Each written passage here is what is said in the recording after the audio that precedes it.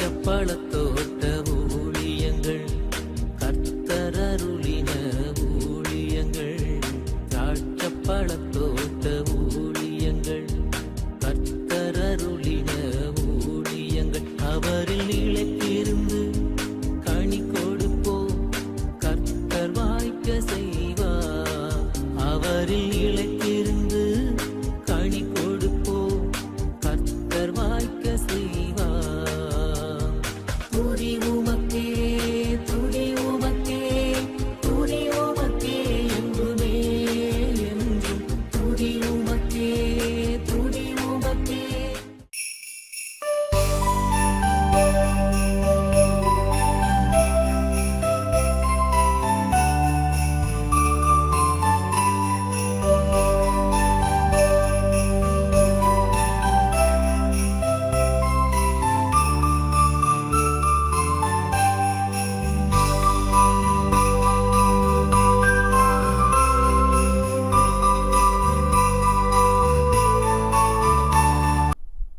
சிறியவனை பொழுதிலிருந்தும் எளியவனை குப்பையிலிருந்தும் எடுத்து உயர்த்தி ராஜாக்களோடும் பிரபுக்களோடும் பந்திருக்க செய்கிற அருமை ஆண்டவன் இயேசு கிறிஸ்துவின் இனிதான நாமத்தினாலே இந்த சத்தத்தை கேட்கின்ற அனைத்து தேவனுடைய பிள்ளைகளுக்கும் என்னுடைய அன்பான வாழ்த்துக்கள்.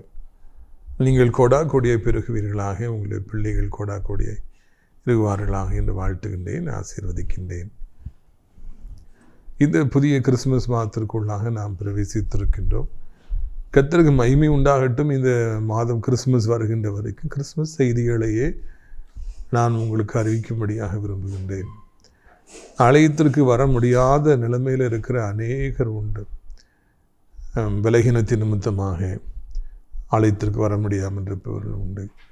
வீட்டிலே அனுமதி கொடுக்காதபடியினாலே வர முடியாமல் இருப்பவர்கள் உண்டு. பிள்ளைகளுக்கு செய்ய வேண்டிய கடமைகள் இருக்கிறபடியினாலே வர முடியாமல் இருப்பவர்கள் உண்டு.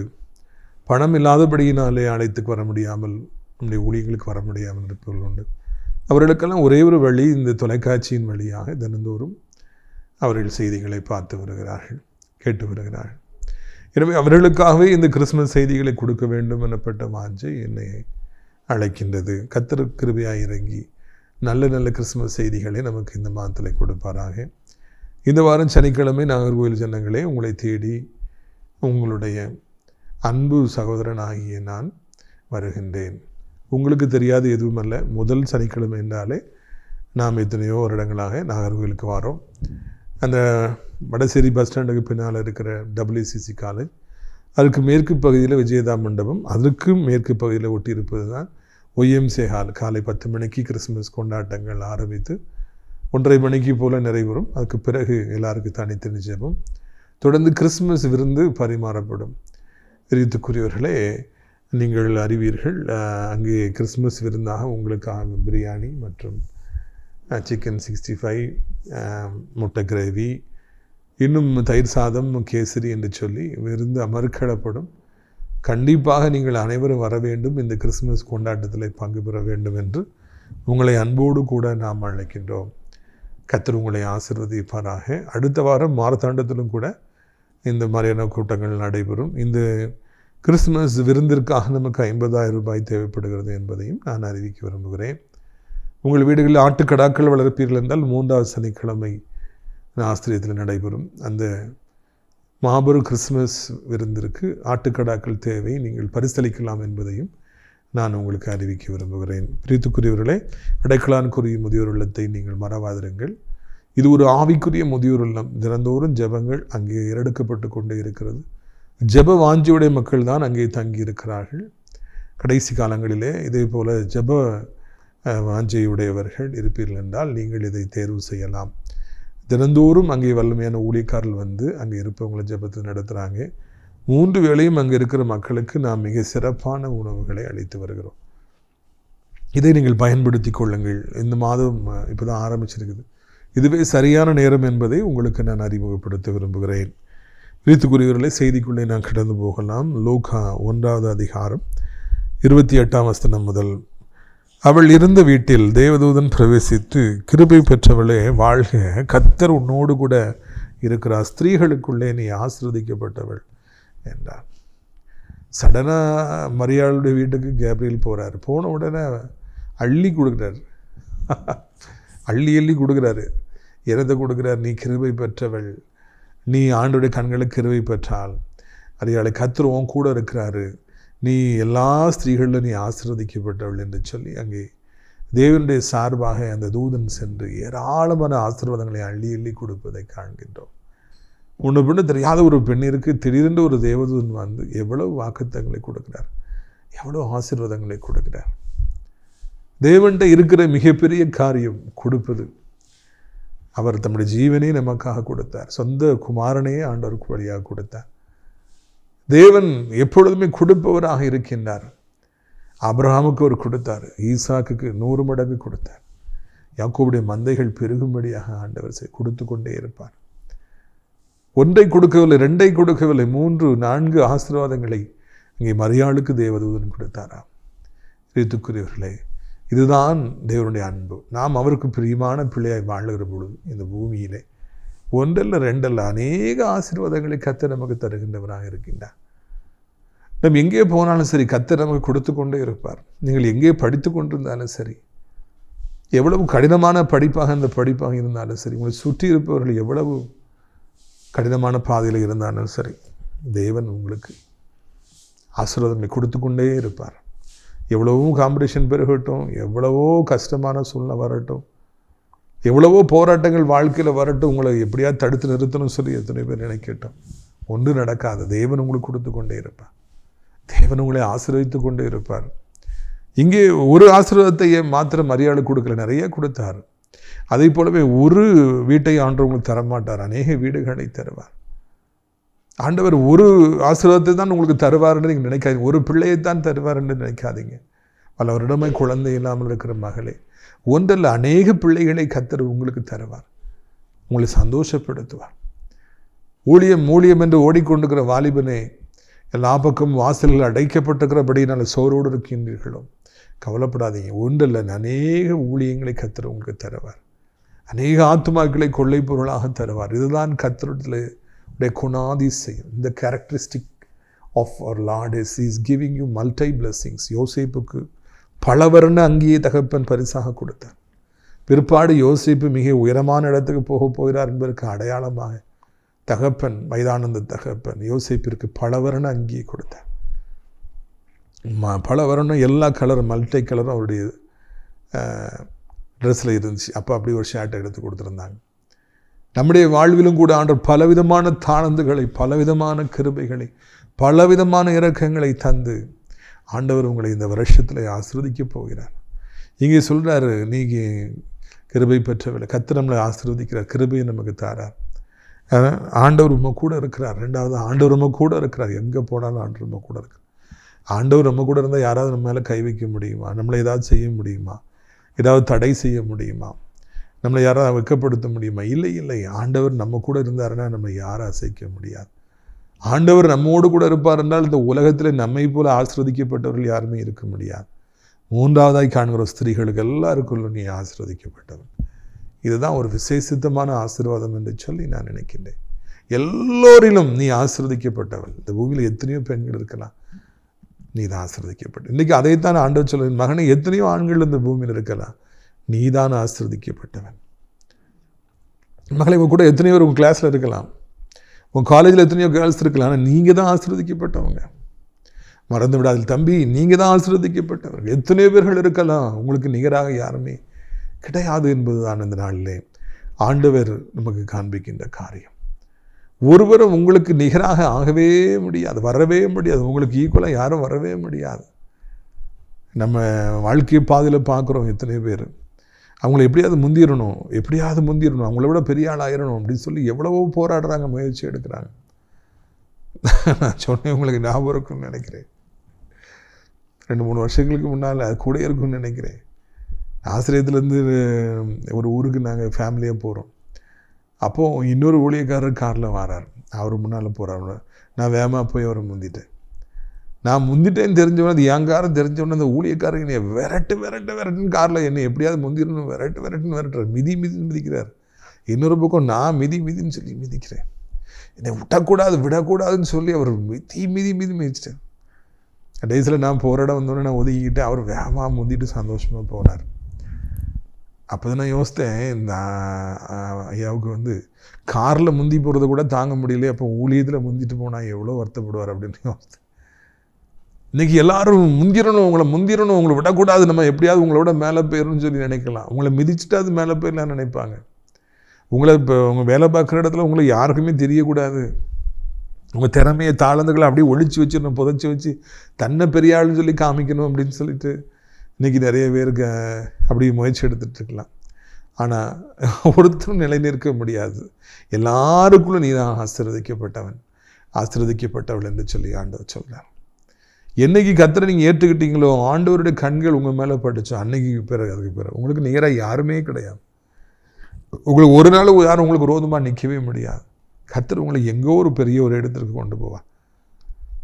இதை நீங்கள் மறந்து விடாதீர்கள். இன்றைக்கி உங்களுக்கு மேலே யாரெல்லாமோ இருக்கலாம். யாரோ ஒரு பெரிய பிஸ்னஸ்மேன் கீழே நீங்கள் அடங்கி இருக்கலாம். காலங்கள் வரும்பொழுது எல்லாருக்கும் மேலே நீங்கள் இருப்பீங்க, அவங்கெல்லாம் உங்களுக்கு கீழாக இருப்பாங்க. கிறிஸ்துக்குரியவர்களே, இதைத்தான் கர்த்தர் தன்னுடைய பிள்ளைகளுக்கு ஒரு ஆசீர்வாதமாக தருகிற தெய்வமாக இருக்கிற நல்ல செய்தியை நான் அறிவிக்கும்படியாக விரும்புகிறேன். ஸ்திரீகள் எல்லாருக்குள்ளும் நீ ஆசீர்வதிக்கப்பட்டவன்னு சொன்னவர் இன்றைக்கி உங்களையும் என்னையும் பார்த்து அப்படி தான் சொல்கிறார். நம்ம கூட யாரெல்லாம் இருக்காங்களோ, உங்கள் ஏஜில், உங்களுக்கு முன்னால், உங்களுக்கு பின்னால், உங்களை அறிஞ்சவங்க, அறியாதவங்க, உங்களை நேசிக்கிறவங்க, வெறுக்கிறவங்க, உதவி செய்யணும்னு நினைக்கிறவங்களை எப்படியாவது தள்ளி விட்டுருன்னு நினைக்கிறவங்க மத்தியில் கர்த்தர் உங்களை ஆசீர்வதிக்கப்பட்ட ஒரு பாத்திரமாக நிறுத்தப் போகிறார். உங்கள் நிகராக ஒருவரும் இருக்க முடியாது என்பதுதான் இந்த நாளிலே ஆண்டவர் தருகின்ற காரியம். முதலாவதாக நாம் கண்டோம், ஆண்டவர் ஒரு ஆசீர்வாதத்தை மாத்திரம் நமக்கு தருபவர் அல்ல. இரண்டாவதாகி பார்க்கிறோம், நம்மளை முந்திரணும்னு சொல்லி எவ்வளோ பேர் இன்றைக்கி முயற்சி எடுக்கிறாங்க. இன்னும் ஒரு சிலர் நம்மை அழிக்க வேண்டும் என்று சொல்லி முயற்சி எடுக்கிறாங்க. இன்னும் ஒரு சிலர் இவனை குறித்து கேவலமாக நம்ம பேசணும்னு பேசுகிறாங்க. எது எப்படி இருந்தாலும் ஒருவரும் உங்களுக்கு நிகராக இருக்க முடியாது. உங்கள் வளர்ச்சியும் உங்கள் கத்தத்திருக்கிற உயர்வுகளையும் ஒருவரும் தாங்க முடியாது. நீங்கள் உயர்ந்துக்கிட்டே போவீங்க, உங்களை வெறுக்கிறவங்க கீழே போய்கிட்டே இருப்பாங்க. இதைத்தான் இங்கே நாம் காணுகிறோம். அடுத்த வசனத்தை பாருங்கள். லூக்கா 1:29 அவளோ அவனை கண்டு அவன் வார்த்தையினாலே கலங்கி இந்த வாழ்த்துதல் எப்படிப்பட்டதோ என்று சிந்தித்து கொண்டிருந்தார். இவர் வாரார், டக்குன்னு சொல்கிறார், அது இதுன்னு சொல்லி சொல்கிறாருப்பா, நீ கிருபை பெற்றவள், ஆண்டவர் உன் கூட இருக்கிறாரப்பா, எல்லாரையும் பாட்டில் நீ தான் ஆசீர்வதிக்கப்பட்டவள் சொல்லி அடிக்கி வைக்கிறார். அவங்க மேரி அந்த மரியாளுங்கிற அம்மா, என்னப்பா தேவதன் வந்தார் இப்படிலாம் சொல்லிக்கிட்டு இருக்காரு, இது வாழ்த்தில் எப்படிப்பட்டதோ. நம்மளாக இருந்தால் கொதிச்சிருப்போம், ஆடிருப்போம், எல்லாமே செஞ்சுருப்போம். அவங்க இந்த வாழ்த்தில் எப்படிப்பட்டதாக இருக்கும், டக்குன்னு இப்படி சொல்கிறாரு. எல்லாரும் அவங்க மாறுபட்டவங்களாக இருந்தாங்க, மரியாள் மாறுபட்டவங்களாக இருந்தாங்கிறதுக்கு இது ஒரு சரியான ஒரு எடுத்துக்காட்டு. கிறிஸ்துக்குரியவர்களே, இந்த பூமியிலே நாம் வாழுகிற காலங்களிலே இதே மாதிரி நிறைய வார்த்தைகளை நாம் கேட்குற பொழுது, மேடையில் அரசியல்வாதிகளை எப்படி நம்ம புகழ்கிறாங்க, பணக்காரில் புகழ்கிறாங்க, நல்லது தான் அதெல்லாம். ஆனால் அதனால் எவ்வளோ காரியங்கள் அந்த பூமி நடக்குதுங்கிறதுலாம் நமக்கு தெரியும். நமக்கு ஒருவேளை இப்படிப்பட்ட வாழ்த்தல் வருகிற பொழுது உண்மையிலே இப்படிலாம் இருக்குமா, இந்த வாழ்த்தல் நான் தகுதி தானா, தகுதியற்ற எனக்கு இப்படிப்பட்ட ஒரு வாழ்த்தல் கிடைக்குமா, உண்டாகுமா, இந்த வாழ்த்தல் எப்படிப்பட்டது, என்னை குறித்து எனக்கு தெரியுமே, நான் தகுதியற்றவள் அல்லவா, அதுதான் சிந்திக்க வைக்கின்றது. நம்முடைய வாழ்நாளே நாம் வானபரியந்தம் உயர்த்தப்பட்டாலும் கர்த்தர் நமக்கு எவ்வளவோ ஆசீர்வாதங்களை தந்தார். யோசேப்பு வைத்தது போல உயர்த்தினாலும் நாம் தகுதியற்றவர்கள் என்பதை நாம் மறந்துவிடக்கூடாது. நாம் ஒன்றுக்கு உதவாதவர்கள் என்பதை மறந்துவிடக்கூடாது. தகுதியற்ற நம்மைத்தான் ஆண்டவர் இன்றைக்கு மேலே கொண்டு வந்திருக்கிறார். கிறிஸ்மஸ் செய்தியின் சாராம்சமே நம்ம தாழ்மை ரூபமாக ஆண்டவர் இயேசு வந்தார் என்பதை நாம் புரிந்து கொள்வதுதான். அவர் வான மகிமையை விட்டு தச்சனுக்கு மகனாக வந்தார். நாமும் கூட தகுதியற்ற நம்மைத்தான் ஆண்டவர் இவ்வளவு ஆசீர்வதித்திருக்கிறார், உயர்த்திருக்கிறார் என்பதை புரிந்து கொண்டு தாழ்மையுடையவர்களாக நாம் வாழ வேண்டும், தாழ்மையுடையவர்களாக நான் நடந்து கொள்ள வேண்டும். எனக்குத்தான் எல்லாம் தெரியும் என்று நான் காண்பிக்கக்கூடாது, எல்லாரை விட நான் பெரியவன் என்று சொல்லி காண்பிக்கக்கூடாது, பிறரை மட்டம் தட்டக்கூடாது, வார்த்தையாலே நான் கேவலப்படுத்தக்கூடாது. மாறாக நாம் எப்பொழுதுமே தாழ்மையுடையவர்களாக இருக்க வேண்டும். எவ்வளவு உயர்வு கொடுத்தாலும், ஆண்டவர் எவ்வளவு பதவி கொடுத்தாலும், வாழ்க்கையில் எங்கேயோ மேலே கொண்டு போனாலும் நாம் அதற்கு தகுதியற்றவர்கள் என்பதை புரிந்து கொள்ள வேண்டும். பிரியத்துக்குரியவர்களே, இவங்க டக்குன்னு சொல்லி எக்ஸைட் ஆகலை. காரணம் அவங்களுக்கு தெரியும், நான் தகுதியற்றவள், எனக்கு ஏன் இவ்வளவு ஆசீர்வாதங்கள். ஆமும் கூட வாழ்வில் உயர உயர உயர ஆசீர்வதிக்கப்பட வேண்டும். இது கிறிஸ்துமஸ் காலங்களில் நிறைய என்னுடைய மெமரிஸ் இருக்குது, அதை உங்கள்கிட்ட ஷேர் பண்ணணும்னு சொல்லி நினைக்கிறேன். இப்போ நான் வேலை பார்க்குற காலேஜில் எனக்கு ஒரு 20 வருஷத்துக்கு முன்னால் நான் வேலை பார்த்தேன். அப்போது ரொம்ப வறுமையான ஒரு காலம், ரொம்பவும் பணம் இல்லாத ஒரு காலம். நான் இப்போ செல்ஃப் ஃபைனான்ஸ் ஸ்ட்ரீமில் இருந்தேன். முதல்ல 2000 பேர், 3500 பேர், 5000 அப்படின்னு சம்பளம் கொடுத்தாங்க. அப்போது நான் வீட்டிலேருந்து பஸ் ஏறி காலேஜுக்கு போகணும். காலேஜ் முடிஞ்ச பிறகு பஸ் ஏறி மறுபடியும் வீட்டுக்கு வரணும். ரொம்ப கூட்டமாக இருக்கும். ஏன்னா நான் வேலை பார்க்குற காலேஜில் எல்லா பசங்களும் பிள்ளைகளுமே வெளியூர்லேருந்து தான் வருவாங்க. லோக்கல் பசங்க வந்து ஒரு பாப்புலேஷன் ரொம்ப கம்மி. அது நிறைய பேர் அந்த பஸ்ஸில் தொங்கிட்டு வருவாங்க. அப்போ நானும் அந்த கூட்டத்தோடு கூட்டமாக இருக்கணும். உட்கார சீட் கிடைச்சா பரவாயில்லை, சில நேரங்களில் சீட் கிடைக்காது. பசங்க கூட நானும் நிற்கணும், தொங்கணும். ரொம்ப வேதனையாக எனக்கு இருக்கும். அப்போது நான் ரொம்ப வருத்தப்பட்டது உண்டு. ஆண்டவரே, என்னப்பா நானும் பஸ்ஸில் வர வேண்டியிருக்குப்பா எங்கள் கூட. அங்கே இருக்கும் பொழுதே ஆண்டவர் ஒரு ஹீரோ ஹோண்டா பைக்கை கொடுத்தார். கர்த்தருக்கு ஸ்தோத்திரம். இப்பொழுது ஆண்டவர் ஆசீர்வதித்து என்னை இந்த காலேஜுக்கு போகும்போது நல்ல ஒரு காரை கொடுத்து ஆண்டவர் அனுப்புகிறார். அந்த காரில் நான் உள்ளே போகும்போதே எனக்கு ஒரு என்ன வரும்னா, ஆண்டவர் இது நான் என்ன தகுதி, இவ்வளவு ஒரு நல்ல ஆசீர்வாதத்தை கொடுத்து ஆண்டவரை, இவ்வளோ விலை உயர்ந்த ஒரு காரை கொடுத்து என் மகனே நீ வேலைக்கு போய் வா என்று சொல்லி அழகு பார்க்குறேன். இதுக்கு நான் என்ன தகுதியானவன்? நான் தகுதியானவன் கிடையவே கிடையாதுப்பா. எப்பொழுது இந்த காரில் ஏறினாலும் எனக்கு தோன்றது தான், நான் இதுக்கு தகுதியானவன் அல்ல. நான் ₹1 இல்லாதபடிக்கு ஒரு பஸ்ஸில் இருந்து இன்னொரு பஸ்ஸுக்கு போகும்போது கூட ₹1 50 இருந்தால் அந்த வேகமாக போகிற பஸ்ஸில் ஏறிடலாம். அந்த 50 பைசா அல்லது ₹1 எனக்கு சரியாக நான் ₹1 தான் நினைக்கிறேன். அது இல்லாதனால இன்னொரு டவுன் பஸ்ஸில் காத்திருந்து ஏறி போக முடியாத போயிடுச்சு. அவ்வளவு கஷ்டப்பட்டு கொண்டிருந்த என்னை இன்றைக்கு இவ்வளவு ஆசீர்வாதமாக வைத்திருக்கிறீரே, காரில் கொண்டு போகிறீரேப்பா. ஊழியங்களுக்கு எப்பவுமே டிரைவர்ஸை கொடுத்துருக்கேன், நல்ல டிரைவர்லாம் கொடுத்துருக்கேன். அப்பா நான் நல்ல கண்ணை முடி ஓய்வெடுக்க அவர் ஓட்டுறாரு. எவ்வளவு நல்லவர், எனக்கு எவ்வளவு அள்ளி கொடுத்துருக்கிறீர் ஆண்டவரே, இதுக்கு நான் தகுதிதானாப்பா என்று சொல்லி அடிக்கடி சிந்தித்து பார்ப்பது உண்டு. மரியாள் இந்த வாழ்த்தில் எப்படிப்பட்டது, இதுக்கு நான் தகுதியானவன் தானா சிந்தித்தார். நாமும் கூட நம்முடைய வாழ்க்கை பாதையில் கர்த்தர் நமக்கு கிருபைகளை தருகிற பொழுது, இரக்கத்தை தருகிற பொழுது, இதற்கு நான் தகுதிதானா, இவ்வளவு அன்பு பாராட்டுறாங்களே, இவ்வளவு தகுதிதானா? நம்ம உணர்வுள்ள ஒரு இதயத்தோடு வாழ வேண்டும். எல்லாவற்றையும் அப்படியே எடுத்துக்கொண்டு அப்படி போயிடக்கூடாது. Taking things for granted. ஒரு சிலருக்கு எவ்வளோ உதவி செஞ்சாலும் அவங்க அப்படி பார்த்து சிரிச்சுட்டு அந்த போயிட்டே இருப்பாங்க, நன்றின்னு சொல்ல மாட்டாங்க. நல்லா அப்படி பண்ணுறீங்களே, எனக்கு இவ்வளோ பண்ணுறதுக்கு நான் என்ன செய்வேன் உங்களுக்கு, என்ன அந்த வார்த்தைகள்லாம் சொல்லவே மாட்டாங்க, ஜெனரஸாக பேசவே மாட்டாங்க, வாங்குவாங்க போயிட்டே இருப்பாங்க. ஒரு உணர்வுள்ள இறுதி நமக்கு இருக்கும் என்றால், இந்த சகோதரர் எனக்கு ஏன் இவ்வளோ ஹெல்ப் பண்ணுறாங்க, இந்த அம்மா ஏன் இவ்வளோ ஹெல்ப் பண்ணுறாங்க, நன்றிம்மா, தேங்க்யூ வெரி மச். அது நம்ம உணர்கிற பொழுதுதான் எவ்வளவு பெரிதான உதவி எனக்கு கொடுக்கப்படுகிறது என்று நாம் உணர்கிற பொழுதுதான் வாழ்க்கை அர்த்தம் உள்ளதாக மாறுகிறது. ஆண்டவர் நம்மளை பிரியப்படுகிறார். எவ்வளோ பேர்கள் என் வாழ்க்கையில் சந்தித்திருக்கேன், எவ்வளோ கொடுத்தாலும் அவங்க அதை உடனே மறந்துடுவாங்க, அதை பற்றி பேசவே மாட்டாங்க. அப்பொழுது சில எனக்கு வருத்தப்பட்டது உண்டு, நான் நினைத்து வருத்தப்பட்டது உண்டு. ஆனால் பிறகுதான் கண்டுபிடித்தேன், அநேக மனிதர்கள் 99% எவ்வளோ பெற்றுக்கொண்டால் அதை உடனே மறந்துடுறாங்க. அவர்கள் யாருக்கும் நன்றி சொல்வதில்லை, ஆண்டவருக்கும் மாத்திரம் அவங்க எப்படி நன்றி சொல்லுவாங்க, சொல்ல மாட்டாங்க. நம்முடைய உள்ளம் எப்பொழுது நன்றி எறிதலினால் நிரம்ப வேண்டும். நான் தகுதியற்றவள் என்பதை உணரணும். I am unqualified for receiving any blessing from the hands of the Almighty. அவற்றிலிருந்து பெற்றுக்கொள்வதற்கு தகுதியே கிடையாது என்பதை நாம் உணர வேண்டும். அப்பொழுதுதான் நாம் எப்பொழுதுமே வெற்றி பெற முடியும். அவங்க கலங்கினாங்க, அப்படி கலங்கிட்டாங்க. எனக்கா அவ்வளோ ஆசீர்வாதம் சொல்லி அவங்க கலங்கிட்டாங்க. எனக்கு இவ்வளவு ஆசீர்வாதம் தராங்களே, இத்தனை தராங்களே, நான் என்ன அப்படின்னு சொல்லி கலங்கி போயிட்டாங்க.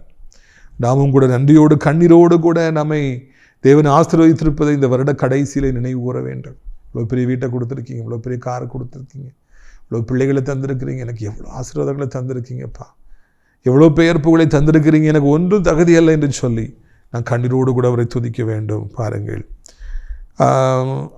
அவங்க சிந்திச்சு அப்படி மனசில் யோசிக்கிறாங்க. லூக்கா 1:30 தேவதூதன் அவளை நோக்கி, மரியாளை பயப்படாதே, நீ தேவனிடத்தில் கிருபை பெற்றாய். அவங்க பயப்படுறாங்க, அப்படி வருத்தப்படுறாங்கிறத தேவதூதன் பார்க்குறாருப்பா. உடனே அவர் சொல்கிறாரு, மரியாளை நீ பயப்பட வேண்டாம், நீ தேவனிடத்தில் கிருபை பெற்றாய். ஏற்கனவே கிருபை பெற்றவில்லைன்னு அழைச்சார், மறுபடியும் அதை விளக்கி சொல்கிறாரு, நீ தேவனிடத்தில் கிருபை பெற்றாயம்மா, நீ ஏன் பயப்படணும்? நீ பயப்படாத, தேவையில்லாமல் நீ பயப்படாதே. அநேக நேரங்களிலே தேவன் நம்மை எவ்வளவோ ஆசீர்வதித்தாலும், எவ்வளவோ கவர்மெண்ட் ஜாபை கொடுத்தாலும், எவ்வளவோ வீடை, சொந்த வீட்டை கொடுத்தாலும், பிள்ளைகளை கொடுத்தாலும், நமக்கு தேவன் எவ்வளவோ ஆசீர்வாதம் கொடுத்தாலும் நம்ம இன்னும் ஒரு சில காரணம் நினச்சி பயந்தே தான் வாழ்கிறோம். அது நம்முடைய குணமாகிவிட்டது. இட் ஹேஸ் பிகம் ஒரு ஹேபிட். எதை பார்த்தாலும் ஒரு பயம், அதை பார்த்து பயம், இதை பார்த்து பயம், இதை பார்த்து பயம். நாம் ஏதோ ஒன்றை குறித்து எப்பொழுதும் பயந்து கொண்டே இருக்கின்றோம், கவலைப்பட்டு கொண்டே இருக்கிறோம். இது கிறிஸ்துமஸ் மாதம், கொண்டாட்டத்தின் மாதம். இது கிறிஸ்துமஸ் மாதத்திலே நாம் தேவனை துதிக்க வேண்டும், கொண்டாட வேண்டும், மன மகிழ வேண்டும். ஆனால் அதையெல்லாம் செய்ய முடியாதபடிக்கு ஏதோ ஒரு விதத்திலே ஒரு பயம், ஏதோ ஒரு கவலை. அங்கே பாருங்கள், இதுதான் சாத்தானுடைய விருப்பமாக இருக்கிறது. இன்றைக்கு எவ்வளவோ பெரிய மனிதர்கள் கூட, தேவனுடைய கரத்திலிருந்து எவ்வளவோ நன்மைகளை பெற்றவர்கள், இரக்கத்தை பெற்றவர்கள் கூட, அவங்க எப்போ பார்த்தாலும் கவலைப்பட்டுக்கிட்டே இருப்பதை காண்கிறோம். கவலைப்பட்டுகிட்டே இருக்காங்க, கணத்தில் கை வச்சுக்கிட்டே இருப்பாங்க, யார்ட்டையும் பேசவே மாட்டேன். கர்த்தர் அவங்களுக்கு எவ்வளவோ கொடுத்துருக்காரு, ஆனால் அதெல்லாம் அவங்க நினைக்கல. இப்போ ஒரு சின்ன பிரச்சனை வந்துருச்சு, எனக்கு பிரச்சனை வந்துருச்சு, என்ன செய்ய போகிறேன். அவங்களும் கவலைப்பட்டு கூட இருக்கவங்களையும் கவலைப்படுத்தி எல்லாரையுமே கவலைப்படுத்திடுவாங்க. இது சாத்தானுக்கு மிகப்பெரிய வெற்றி.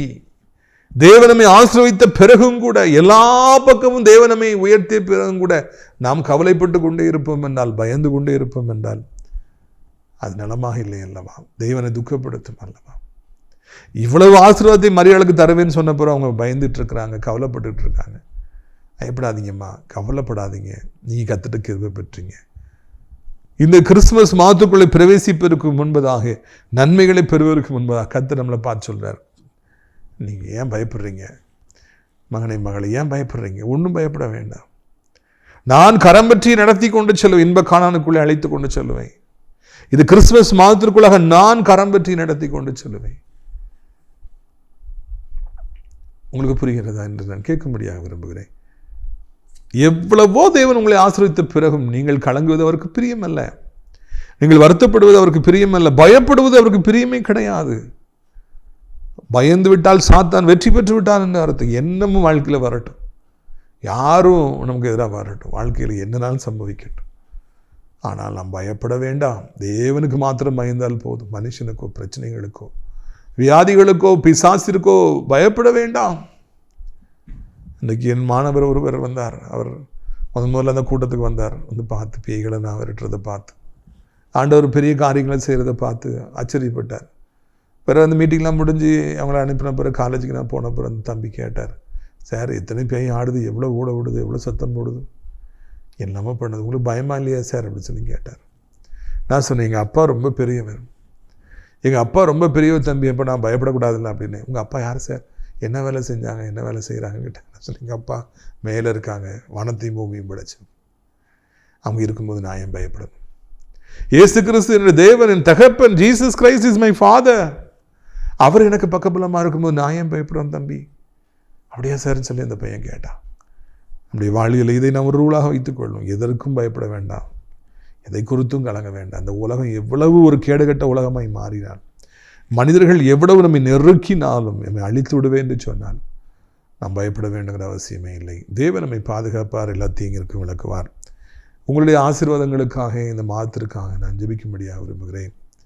கிறிஸ்துமஸ் கொண்டாட்டத்தில் நாம் இருக்கிறோம், சந்தோஷமாக நாம் இருப்போம். நாம் கவலைப்படுவதோ பயப்படுவதோ தேவனுக்கு சித்தம் அல்ல என்பதை புரிந்து கொண்டு எப்பொழுதும் சந்தோஷமாக இருக்க நாம் கற்றுக்கொள்வோம்.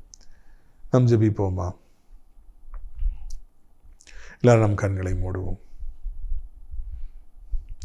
பெத்தலையில் பிறந்தவரை போற்றி துதி மனமே, பெத்தலையில் பிறந்தவரை போற்றி துதி மனமே. நம்முடைய வாழ்க்கையிலே நம்முடைய ஆண்டவர் நம்மை ஆசீர்வதிக்கிற தெய்வமாக இருக்கிறார் என்று நாம் கேள்விப்பட்டோம். எவ்வளவு நெருக்கடிகள் வந்தாலும் நாம் பயப்பட வேண்டிய அவசியமில்லை என்று சொல்லி நாம் உணர்ந்து கொள்வோம். தேவையற்ற கவலை, தேவையற்ற பயம், எதற்கெடுத்தாலும் பயம் பயம் என்றே வாழுகிறோம். ஆண்டவர் மீது நமக்கு நம்பிக்கை இருக்கும் பொழுது நாம் ஏன் பயப்பட வேண்டும்? ஆண்டவர் நம்முடைய வழக்கரத்தை பிடித்திருக்கும் பொழுது, நமக்கு பக்கபலமாக இருக்கும் பொழுது நாம் ஏன் பயப்பட வேண்டும்? நாம் இதற்கும் பயப்பட வேண்டுங்கிற அவசியம் இல்லை. இதை நாம் ஆண்டவரத்தில் அறிக்கை செய்வோம். அப்பா பிதாவே, இந்த நாளுக்காக நன்றியப்பா, நன்றியப்பா, நன்றியப்பா, நன்றி. நீர் செய்த சொல்லி முடியாத உபகாரங்களுக்காக நன்றி அப்பா, நன்றி ராஜா. இந்த அருமையான நாளிலும் கூட நம்முடைய பிள்ளைகள் ஒவ்வொருவரையும் நீர் ஆற்றி தேற்ற வேண்டும், அரவணைக்க வேண்டும் என்று சொல்லி கெஞ்சி மன்றாடுகிறோம் இயேசு கிறிஸ்துவின் நாமத்தினாலே. ஓ ரபானா ஷிகல துபா ருபானி கரபவுலா கரபவுலா கரபவுலா ரூபானா பா கபாலா கர. எப்பொழுது பார்த்தான் என் மகளை நீ ஏன் பயப்படுகிறாய்? என்னை விட மனிதன் பெரியவனோ? மனிதனுக்கு ஏன் பயப்படுகிறாய்? எனக்கு மாத்திரம் நீ பயப்படு என்று ஆண்டவர் சொல்லுகிறார். உன்னை பயப்படுத்துகிறவர்கள், உன்னோடு போராடுகிறவர்கள், உன்னோடு யுத்தம் செய்கிறவர்கள் காணாமல் போவார்கள். அது இந்த மாதத்திலேயே நீ காண்பாய் என்று ஆண்டவர் சொல்லுகிறார். ஓ ரிக்கல்லியா சுதுருபார துமா ரூபானா ஷஹம் துருனியா ரபாலா. தேவ கரம் உன்னை நடத்தும் மகனே. தேவ கரம் உன்னை தாங்கி நடத்தும், உங்களை தப்புவிக்கும். படுக்கையாக இருந்த செய்தி கேட்டுட்ருக்கிறீங்க. இப்பொழுது இந்த வியாதி உங்களை விட்டு நீங்குகிறது, சர்ப்பம் உங்களை விட்டு இறங்கி போகிறது, நீங்கள் எழும்புவீங்க, மரண கண்ணிகள் தெரித்து போகும் என்று சொல்லி ஆண்டவர் சொல்லுகிறார். ஓ லாபா கீபாரா தூபோனா கபானா சந்துருதியா பா கரபானா. நீ என்னுடையவன் மகனே, என்னுடையவன், எனக்குரியவன், என்னை விட்டு எங்கேயும் போக முடியாது, எங்கே போனால் விட மாட்டேன், என் ஊழியத்திற்கு தான், நீ என் ஊழியத்திற்கு எனக்கே என்று சொல்லி ஆண்டவர் சொல்கிறார். சாரங்கள் கவலைகளை தூக்கி தூர போடும் மகனே, உன் கவலைகளை மறந்து விடு, நான் எல்லாத்தையும் புதிதாக்குகிறேன் என்று சொல்லி ஆண்டவர் சொல்லுகிறார். ரூபா காபால சந்தருனியா துபா கந்தருனியாக்கார. வெளிநாட்டிலேருந்து வந்தீங்க சகோதரா, பணத்தெல்லாம் போட்டு பிஸ்னஸ் பண்ணி எல்லாம் போயிடுச்சு. இப்பொழுது மறுபடியும் ஸ்க்ராச்சஸ்லேருந்து ஆரம்பிக்கக்கூடிய ஒரு சூழ்நிலை. ஒன்றுமே இல்லை உங்கள் கையில். வயதாகி விட்டது, நான் என்ன பண்ணுவேன்னு சொல்லி சிந்திக்கிறீங்க. ஆண்டு சொல்ல உன்னை குறித்து கவலைப்பட, இழந்தது பல மடங்கு திரும்ப தருவேன், யோபுக்கு திரும்ப தந்தது போல உனக்கும் நான் திரும்ப தருவேன் என்று சொல்லி ஆண்டவர் சொல்லுகிறார். ஆண்டவர் காயங்களை ஆற்றுங்க, வியாதிகளை மாற்றுங்க, மரணப்படுக்கையில் இருப்பவர்களை விடுவீங்க, ஐசில் இருப்பவர்களுக்கு உதவி செய்யுங்கப்பா. கிருபையினாலே தாங்கிக் கொள்ளுங்க ராஜா, இறக்கத்தினாலே தாங்கிக் கொள்ளுங்க. இப்பொழுதே நம்முடைய பிள்ளைகளை விடுவீங்க ஆண்டவரே. இந்த அருமையான நாளிலும் கூட வழியிலேயே என்று தவிக்கிறவர்களுக்கு கர்த்தர் உதவி செய்யுங்க. கிறிஸ்துமஸ் காலங்களில் தேவைகள் அதிகம் உண்டு, தேவைகளை சந்திங்க. கடன் பாரங்களை நீக்கி அருளுங்கப்பா, கிருபையினாலே தாங்குங்க அப்பா. வயதான கீழே விழுந்து விடாதபடி 2 கைகளால் ஏந்தி கொள்ளுங்க. வருங்காலங்களை இன்பமாக்கி தாருங்க. இயேசுவின் ரத்தம் செய்யும், இயேசுவின் ரத்தம் செய்யும். உலகம் முழுவதும் இருக்கிற அத்தனை நாடுகளையும் அத்தனை மக்களையும் ஆசீர்வதிங்க. எங்கள் தாய் திருநாடாக இந்தியாவை ஆசீர்வதிங்க, அனைத்து மக்களையும் ஆசீர்வதிங்க. முக்கியமாக தேவனுடைய பிள்ளைகளுக்காக, ஊழியக்காரர்களுக்காக, ஆலயங்களுக்கு, திருச்சபைகளுக்காக ஜெபிக்கிற அனைவரையும் ஆசீர்வதிங்க. அடைக்கலான்குரிய முதியோர் இல்லத்திற்காக ஜெபிக்கிறோம். அவங்க தங்கியிருப்பவர்களையும் அவர்கள் ஜெபத்தினாலே காணிக்கையில் தாங்குகிற மக்களையும் ஆசீர்வதிங்க. நாள்தோறும் நம்ம நிகழ்ச்சிகளை பார்க்குற மக்களை ஆசீர்வதிங்க அப்பா. இந்த கிறிஸ்துமஸ் காலங்கள் இன்பமாக இருக்கட்டும், தீங்கிற்கு விளக்குங்க. இரட்சகர் இயேசுவின் மூலம் ஜெபிக்கிற நல்ல பிதாவே, ஆமென். என் ஆத்மாவை கர்த்தரை சோத்திரி, என் முழு உள்ளமே அவருடைய பரிசுத்த நாமத்தை சோத்திரி. என் ஆத்மாவை கர்த்தரை சோத்திரி, அவர் செய்த சகல உபகாரங்களை ஒருபொழுது நீ மறவாதே, ஆமென். கர்த்தராகிய இயேசு கிறிஸ்துவின் கிருபையும் பிதாவாகிய தேவனுடைய அன்பும் பரிசுத்தாவின் அந்யோன்யம் இல்லாத பிரசன்னம் உங்கள் அனைவரோடும் என்றைக்கு சதா காலங்களில் நிலைத்திருப்பதாக. அல்லேலூயா, அல்லேலூயா. God bless you. திராட்சைப்பழத்தோட்ட ஊழியங்கள், கர்த்தர் அருளின ஊழியங்கள். திராட்சைப்பழத்தோட்ட ஊழியங்கள், கர்த்தர் அருளின ஊழியங்கள். அவரில் நிலைத்திருந்து கனி கொடுப்போம், கர்த்தர் வாய்க்க செய்வார். அவரில் நிலைத்திருந்து கனி கொடுப்போம், கர்த்தர் வாய்க்க செய்வார். துதி உமக்கே, துதி உமக்கே, துதி உமக்கே என்றுமே என்றும். துதி உமக்கே, துதி உமக்கே, துதி உமக்கே என்றுமே என்றும். துதி உமக்கே என்றுமே என்றும். துதி உமக்கே